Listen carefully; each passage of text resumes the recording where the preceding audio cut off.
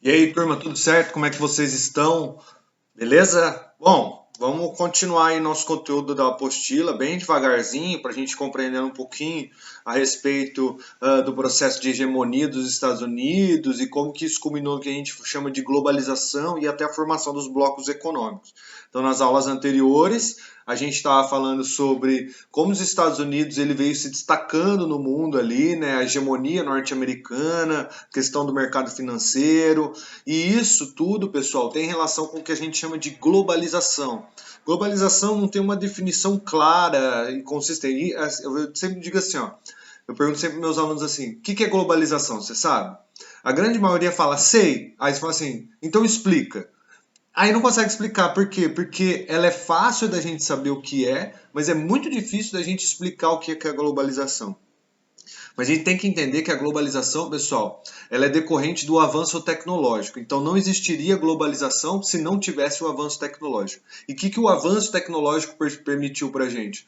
Uma conexão financeira, uma conexão comercial, uma conexão de comunicação, uma conexão cultural com todo mundo em forma cada vez mais veloz, tá? E aí quando eu falo comunicação, eu não estou falando só de celular, eu estou falando de os transportes ficaram mais rápidos, o comércio ficou mais, tudo ficou muito mais rápido. Hoje eu posso pedir um produto de fora do país e eu consigo ver o prazo que ele vai chegar e muitas vezes eu consigo acompanhar o produto chegando. Por quê? Porque tem rastreamento. Então, assim, essa conexão do mundo, toda essa conexão do mundo a gente chama de globalização. Ou seja, o mundo ele tornou-se realmente uma aldeia global. É como se a gente vivesse no mesmo espaço que os argentinos, que a gente vivesse no mesmo espaço que, que os norte-americanos, porque é tudo uma coisa só. Tá? E isso só foi possível por conta da tecnologia, do avanço do mercado financeiro, do avanço da própria hegemonia dos Estados Unidos, depois que ele se tornou a grande potência mundial. Ele começou a disseminar essas tecnologias para todo mundo, e hoje a gente tem essa. E aí a competição começou entre os países, e aí a gente teve essa conexão muito forte entre os mundos, né? Vamos dizer assim, porque a nossa cultura é totalmente diferente da cultura dos outros. Então a gente vai falar dessa globalização aí, tá? Então, primeiro de tudo, pessoal, com o fim da Guerra Fria, né, houve o avanço. Peraí, rapidinho, pessoal, só ver um negócio aqui. Com o fim da Guerra Fria, houve um avanço da globalização. E o que foi a Guerra Fria, pessoal? A Guerra Fria foi uma disputa de ideologia política entre um país que chamava URSS, também conhecido como Rússia, né? Mas era uma junção da Rússia com outros países. A Rússia se juntou com mais 14 países e formaram um país, que se chamava URSS. E eles empregavam no mundo uma ideologia política socialista. Enquanto isso, os Estados Unidos ele era o contraponto ali, né? Ele pregava uma ideologia política capitalista. E aí esses países entram em confronto ideológico na década de 50, mais ou menos, até 1991. Eles vão entrar nesse confronto. Quando acaba a Guerra Fria e a URSS, entre aspas, perde, a gente vai ver isso aí mais para frente, a gente vai ter um avanço do capitalismo em direção a todos os países. É como se o capitalismo tivesse vencido. E para que o capitalismo desse certo, vendendo, gerando lucro, era preciso chegar nos maiores mercados mundiais. Eles precisavam chegar em todos os países para vender para todos os países. Para isso era necessário um avanço tecnológico. Então, o fim da Guerra Fria gerou um avanço da globalização. Entenderam? Tá? Lógico, isso tudo por conta da competição entre os países. Os países começaram a competir entre eles, uma competição muito forte, né, para ver quem que vendia mais, quem que lucrava mais no capitalismo. Uh, e isso obrigou os países a irem atrás de parceiros econômicos. Tá? E para conseguir parceiros econômicos era necessário você ter uma comunicação rápida, seja de transporte, de comunicação, de fala mesmo. Então as coisas precisavam ser inventadas rápido, né? Precisava ter uma nova maneira ali desses países se comunicarem. Então o aumento da competição entre eles ocorreu também um aumento para buscar mercado, para buscar pessoas para comprar o produto desses países. E aí, pessoal, a gente percebe que alguns países eles começam a ter interesses comuns, né? Sei lá, vamos dar um exemplo bem tosco aqui. Ah, o Brasil não tinha uma produção muito boa de trigo, então, e aí a Argentina não tinha uma produção muito boa de soja.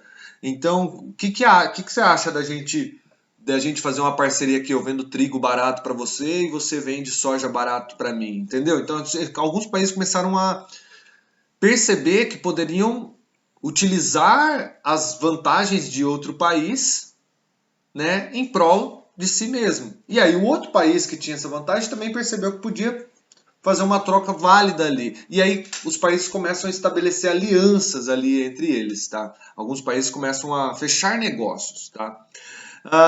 E ali, pessoal, depois de 1950, né, mas o avanço mesmo foi depois de 1990, com o fim da Guerra Fria, mas desde 1950, desde o início da Guerra Fria, a gente já teve essas alianças sendo estabelecidas, formando os primeiros blocos econômicos, pessoal. Os primeiros blocos econômicos. O que são os blocos econômicos? Pessoal, bloco econômico basicamente é uma aliança comercial entre países.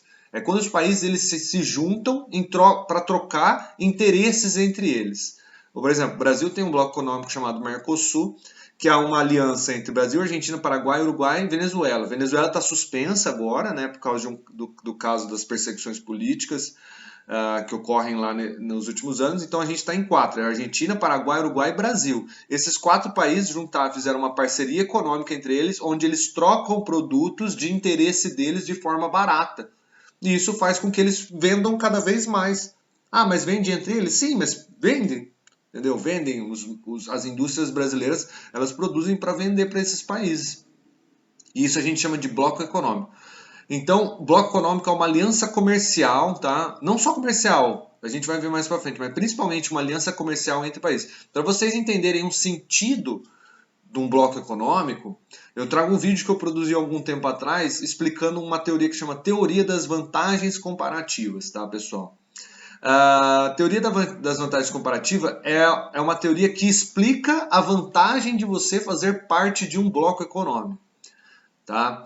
Assistam o vídeo aí e depois a gente volta a conversar, beleza? Acompanha lá. Fala galera, beleza? Como é que vocês estão? Bom, pessoal, pergunta: o que dá sentido para o bloco econômico? O que faz os países se juntarem para trocar produtos comerciais? Basicamente, um bloco econômico é o seguinte: quando países eles se juntam para trocar produtos que eles são especialistas em fazer de forma cada vez mais barata. Então, vou repetir: é quando países se juntam para trocar produtos entre eles, os melhores produtos que eles têm, de forma mais barata que os concorrentes de fora. Então é sempre pensando assim. Então, por exemplo, quando o Brasil junta com a Argentina, ele compra o que a Argentina tem de bom de forma barata e ele se compromete a vender o que ele tem de bom de forma barata para os países. O que dá sentido a isso, tá? O que a gente chama de vantagens comparativas, é uma teoria criada por David Ricardo, pessoal, que veio para embater as vantagens absolutas de Adam Smith. Mas para vocês entenderem melhor, vamos primeiro falar do que são as vantagens comparativas. Para isso, eu sempre conto para vocês a história da médica e do jardineiro. Acompanhe essa historinha comigo e aí vocês vão entender o que são os blocos econômicos. Vamos lá. Bom, pessoal, a médica, ela queria plantar 20 flores no seu jardim. Então ela tinha um jardim e precisava plantar 20 flores. É uma pergunta, um desafio isso, tá? Em uma hora, a médica ela consegue plantar 20 flores. Beleza até aqui? Então ela queria plantar 20, ela gastaria uma hora do tempo dela para plantar essas 20 flores. A hora de trabalho da médica, trabalhando como médica, é de R$ 60. Porém, a gente também tem um jardineiro nessa história. O jardineiro ele demora uma hora para plantar 10 flores. Então, tecnicamente, se a médica precisasse plantar 20 flores, precisaria gastar 2 horas do jardineiro, tá? Então vamos lá, continuar. E a hora de trabalho do jardineiro é R$ 20. Olhando todos esses dados, pessoal, compensa a médica plantar ou compensa a médica contratar o jardineiro para plantar? Eu vou contar 2 segundos aqui, você dá um pause e pensa, e aí eu vou dar a resposta. Então vamos lá, ó. Bom, pausou aí, vamos voltar. Pessoal, compensa, é claro, contratar o jardineiro. Ué, mas professor, por quê? Por que compensa contratar o jardineiro se ele demora mais e tem que pagar e a médica consegue fazer em 1 hora? É importante levantar uma questão aqui. Pessoal, quando eu faço essa pergunta, eu não estou levando em conta o serviço do jardineiro, que provavelmente vai ser melhor, ou o tempo gasto. Eu estou falando financeiramente. Compensa o quê? Compensa, pessoal, a médica contratar o jardineiro. Por quê? Porque ela olha na conta matemática como é que fica. Ela gastaria 2 horas do nosso jardineiro ali para produzir, para terminar de fazer a plantação que ela quer. Cada hora é R$ 20, então tecnicamente ela gastaria R$ 40 para o jardineiro fazer esse serviço. Em 2 horas, enquanto o jardineiro está fazendo, ela compensaria ela fazer o quê? Trabalhar como médica. E a hora trabalhada dela como médica é de R$ 60. Logo, nessas 2 horas, ela ganharia 120. Ela pegaria dos 120, R$ 40 e ainda sobraria 80 para ela. E isso que é bloco econômico, pessoal. Uma pergunta que é importante fazer. Isso quer dizer que a médica não sabe plantar flores? Não, ela sabe, mas não compensa. Por que não compensa? Porque ela sabe fazer um produto muito melhor, muito mais especializado, que dá muito mais grana. Compensa ela focar no que ela sabe fazer melhor e deixar que os outros façam o que eles sabem fazer melhor. Se o serviço dela for mais valorizado do que o serviço do jardineiro, vantagem para ela. É muito parecido com a relação econômica entre os países. Quando você pega, por exemplo, um país europeu que não produz alimento, ele não produz alimento porque ele não consegue? Não, porque ele produz tecnologia, que vale mais do que alimento. Então ele vende essa tecnologia, parte desse lucro, ele compra alimento. Não compensa ele perder o tempo dele investindo em pesquisa e desenvolvimento de produção de alimento, se esse dinheiro poderia estar sendo gasto na pesquisa e desenvolvimento de eletrônicos, que vale muito mais do que a comida. E aí ele vai vender esse eletrônico e vai pegar a comida num custo mais barato. É muito parecido com a relação Brasil-Argentina. A gente compra boa parte do trigo dele, dos argentinos, para complementar a produção nacional. Por quê? Porque, pessoal, o trigo deles tecnicamente é melhor e eles são muito mais produtivos em trigo, então eles conseguem fazer um trigo barato. E se a gente for produzir trigo aqui no Brasil, é muito mais caro. Então compensa a gente ver o que eles precisam de bom nosso e dá para eles a preço barato e a gente pega em troca o quê? O trigo a preço barato. É isso que é bloco econômico, pessoal. É quando países se juntam para fazer trocas comerciais, mostrando que eles são mais especialistas, sempre colocando que eles são mais. Por isso é importante o investimento em tecnologia, porque seria mais ou menos assim: a jardineira é o país, a médica é o país desenvolvido e o jardineiro é o país subdesenvolvido. Nós, países subdesenvolvidos, vendemos alimento para os países ricos e em troca compramos tecnologia. E eles sempre saem na vantagem na nossa frente. Beleza, pessoal? Então entendido e até mais, viu? Perceberam, gente? Vocês perceberam que a vantagem comparativa ela garante com que você foque no que você é bom, o país foca no que ele é melhor, faz esse produto com uma excelência perfeita e aí ele tem um produto de troca muito bom. E aí ele pode negociar com os outros países, virar e falar assim, ó, o meu celular do meu país é muito melhor que o do seu. O que você acha de eu vender barato para você e você me vender alguma coisa que eu não tenho aqui?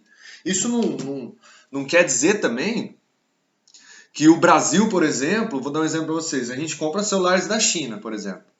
Tá? Celulares chineses. Por quê? Porque lá é muito mais barato e eles vendem barato pra gente aqui. E a gente faz o quê? A gente manda soja para eles em troca. Tá? Isso não quer dizer que a China não produza soja e nem muito menos que o Brasil não produz celular. Significa que é melhor a gente focar no que a gente é bom do que focar em alguma coisa que a gente talvez não seja um produto de troca muito valorizado, entendeu? Daí a importância da gente investir em tecnologia. Parar de vender soja e começar a focar em, por exemplo, fazer celular de alta qualidade muito competitivo. E aí a gente ganha o mercado da China. Então vocês têm algumas estratégias aí. Só que é importante destacar, pessoal, que os blocos econômicos, eles têm níveis. Existem 4 níveis de bloco econômico. Olha, tá aqui, ó. O nível 1, ó, nível 2, nível 3, nível 4. Nível 1, área de livre comércio. Nível 2, União Aduaneira, nível 3, Mercado Comum e nível 4, União Monetária. Não quer dizer que quando um bloco surge, ele quer fazer parte do nível 4. Ó, surgiu um bloco, sei lá, o NAFTA, surgiu aqui. Ó. Aqui são os exemplos, tá? Essa coluna aqui é dos exemplos. Então não quer dizer que o NAFTA, quando ele surgir, ele quer chegar no nível 4. Não. não quer dizer que o nível 4 é o nível mais legal. Tá? Cada bloco, na hora que ele nasce, na hora que o grupo fecha uma aliança comercial, cada bloco ele deixa suas intenções no próprio nome. Por exemplo, ó, o NAFTA. O NAFTA significa em inglês North American Free Trade Agreement. Então significa o Acordo de Livre Comércio das Américas. O próprio nome já diz, ó, Acordo de Livre Comércio. Então o objetivo dele é parar no nível 1, ele não quer avançar para o nível 2. O Mercosul, ó, Mercado Comum do Sul. Apesar dele ainda ser uma união aduaneira, tá? O objetivo dele é o quê? Chegar no nível 3. E ele não quer chegar no nível 4. Então percebe, ó? A União Europeia, o nome já diz que ele quer o quê? Formar uma união monetária. Então, assim, ele chegou no nível 4. Ah, professor, não tem nenhum exemplo de mercado comum no mundo? Não, a gente tem 2 exemplos, a SEI e o Mercosul, que querem ser mercado comum, mas algumas coisas dificultam eles serem mercado comum ainda. Tá? Então, não é o nível, não significa melhor ou pior. É o nível que o cara quer estar. Lógico, quando você está no nível 4, o nível de integração entre os países é muito maior. É muito maior. O nível 1 é um nível assim, ó, de integração bem pequeno. O nível 4 é um nível de integração muito grande. Vocês vão entender o porquê. Ó, nível 1 é uma área de livre comércio. Qual é a característica do nível 1, pessoal? Redução de taxa aduaneira. Então, basicamente, ó, um exemplo é o NAFTA. Então, o NAFTA é Canadá, México e Estados Unidos. É um bloco econômico. Qual é a vantagem de fazer parte desse bloco econômico? Eles trocam produtos no qual a taxa de importação não existe. Então, sei lá, por exemplo, os carros são produzidos no México, os carros norte-americanos, e são vendidos para os Estados Unidos. Aí não tem taxa de importação, é como se o carro tivesse sido produzido nos Estados Unidos, mas ele não é produzido nos Estados Unidos, é produzido no México. E o que faz chegar sem taxa de importação nos Estados Unidos? O fato deles fazerem parte de uma área de livre comércio no qual tem redução de taxa aduaneira. Qual que é a vantagem? Se esse carro tivesse sendo produzido nos Estados Unidos, o funcionário nos Estados Unidos ele custa o triplo do funcionário no México. Então as empresas mandam as fábricas para o México, pagam 3 vezes menos para os funcionários e vendem para os Estados Unidos num preço tão barato quanto se o carro tivesse sido produzido nos Estados Unidos. Então isso é uma área de livre comércio. Beleza até aqui? O nível 2, pessoal, é uma união aduaneira. Sempre lembrar que o nível 2, ele tem essa característica, que é a criação da TEC, mais a redução da taxa aduaneira. Então, toda vez que você sobe de nível, você soma as características anteriores. Então, a união aduaneira tem criação de TEC, que eu já vou explicar aqui a TEC, e também tem redução de taxa aduaneira. No caso do Mercosul, a gente tem algumas reduções de taxa aduaneira entre os países ali, tá? A gente compra alguns produtos da Argentina. A Argentina, por exemplo, vende trigo para a gente com taxa com redução de custos, e a gente vende algumas coisas para ele. Peça de carro também a gente compra da Argentina com redução de custo, tá? Então a gente tem essa redução de taxa e a criação da TEC. TEC é a tarifa externa comum. O que é a tarifa externa comum? É uma lista de produtos, pensa assim, ó, uma lista de produtos que todos os países do bloco se comprometem a vender para o exterior ao mesmo preço. Tá? Então, assim, vamos supor, peça de carro, os Estados Unidos vai vir comprar peça de carro. Eu viro para o Brasil, viro para os Estados Unidos e falo, eu vendo a R$2. Aí a Argentina fala, eu vendo a 1. Aí vem o Paraguai e fala, eu vendo a 50. Tá? Aí ele vai lá e compra no Paraguai. Para evitar uma competição entre os países de dentro do bloco, todos resolvem vender ao mesmo custo. E aí a venda vai ser pelo Mercosul e não por cada país. Eu não sei se eu me fiz entender. Tá? Isso é a TEC. Por que o Mercosul ainda está na União Aduaneira? Porque a gente não tem uma TEC no Mercosul. Existe um embate político entre Brasil, Argentina, Paraguai e Uruguai sobre os produtos que vão para a TEC. O Brasil acha que deve ir determinado produto a tal custo, aí a Argentina discorda, aí o Paraguai vem com outra opinião e a TEC até hoje ela não saiu do papel. A gente só tem até hoje redução de taxa aduaneira e algumas características do mercado comum que eu já vou falar, mas TEC a gente não tem. Se a gente não tem TEC, então o Mercosul ainda é uma união aduaneira. Fora a redução de taxa. Aí a gente vai para o nível 3. O que é o nível 3? Mercado comum.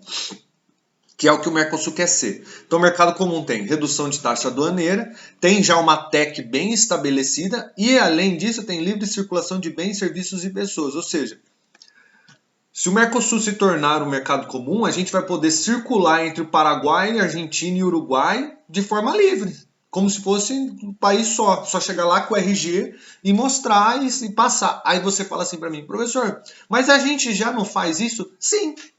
Então por isso que o Mercosul é uma coisa esquisita. Ó. Ele tem redução de taxa aduaneira, ele tem livre circulação de pessoas, mas não tem uma TEC. Então não tem como ele falar que ele está no nível 3 se nem a característica do nível 2 ele tem ainda. Então ele tem uma característica do nível 3, que é a livre circulação de pessoas. Você pode ir para o Paraguai tranquilo, você pode passar para a Argentina só com o seu RG. Você não precisa de passaporte, tá?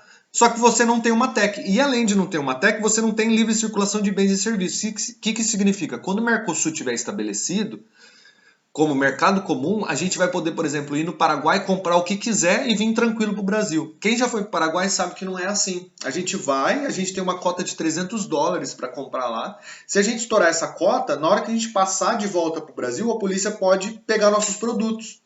Então isso não é livre circulação de bens e serviços. Tá? Então falta também livre circulação de produtos, não tem. Ó. Você tem restrito, você pode até ir lá no Paraguai e comprar $300, mas mais de $300 você não pode comprar. Então olha como o Mercosul é esquisito. Ele tem redução de taxa, beleza, não tem uma TEC, não tem livre circulação de serviços e bens, mas tem livre circulação de pessoas. Então falta muito para o Mercosul se caracterizar como um mercado comum. E agora a gente tem a União Monetária, que é o nível 4. Só existe um bloco econômico que está na União Monetária até hoje, que atingiu, que é a União Europeia. Tem que ter redução de taxa aduaneira, tem que ter TEC, tem lá uma TEC entre os países, os 28 países que fazem. Tem livre circulação de bens e pessoas, você pode ir para a Itália, da Itália você vai para a Suíça, da Suíça você vai para a Alemanha, só de trem, sem passaporte, com passaporte, sem com documento do país. E você, além disso, você tem uma adoção de uma moeda única. Tem uma moeda única. Você circula entre esses vários países, Alemanha, Espanha, França, Portugal, tudo com uma moeda só, que é o euro. É como se eles fossem um país só. Apesar de serem países separados, são um país só. Nenhum bloco econômico do mundo quer chegar nesse nível. Só a União Europeia conseguiu chegar nesse nível. Então, esses são os níveis de blocos econômicos. Beleza? E o importante é destacar também o caso da China, pessoal, que até 1980 era apenas conhecido como um país populoso e comunista. Depois de 1990, com o final da Guerra Fria e o avanço da globalização, eles se tornaram eles passaram a assumir uma postura de muito competição e muito expansionismo comercial. Eles passaram a fechar vários acordos comerciais e começaram a querer fazer parte de vários blocos comerciais. Por quê, pessoal? Porque eles perceberam que eles tinham uma vantagem, duas na verdade. Eles tinham mão de obra muito barata e qualificada, então eles tinham funcionários que eram baratos para as empresas, tipo as empresas dos Estados Unidos, igual Nike, Adidas é alemã, né? Mas Nike e outras marcas famosas, a própria Apple, né? As empresas de tecnologia, elas perceberam que dava para mandar a fábrica lá para a China para usar aquela mão de obra que era muito barata e também era uma mão de obra boa, estudiosa, qualificada, sabia mexer com tecnologia. E, lógico, muita matéria-prima sobrando. Né? Eles não tinham explorado, igual os Estados Unidos, já não tinham explorado todos os recursos naturais, a Europa também já tinha explorado todos os recursos naturais. Agora, a China não. A China ela ainda tem recursos naturais para ser explorado. E também muito barato. Então, várias fábricas do mundo, várias empresas do mundo, importantíssimas, famosíssimas, mandam todas suas fábricas para a China. E aí a China se torna o maior produtor industrial do mundo. Praticamente tudo que você tem em casa hoje vem da China. Tá, aí ela é produzida na China e devolve o produto para os Estados Unidos? Sim, devolve o produto para os Estados Unidos. Mas não fica caro? Não. Por quê? Porque eles fecham acordos comerciais através dos blocos econômicos para não ficar caro isso. Beleza, pessoal? É isso aí que eu tinha para passar para vocês. Próxima aula a gente continua falando sobre globalização, tá? Até mais e fique em casa, viu?